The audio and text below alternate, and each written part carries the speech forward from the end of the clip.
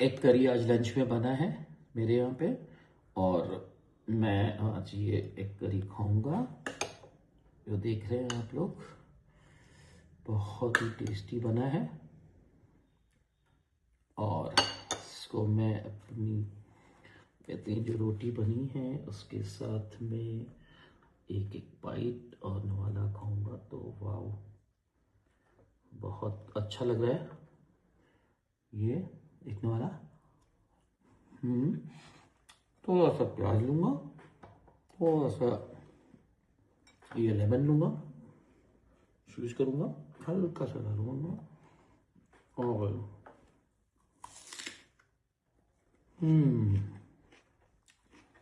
Delicious.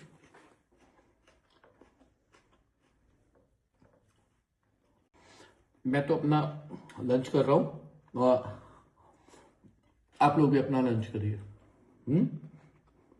मस्त रहेगी।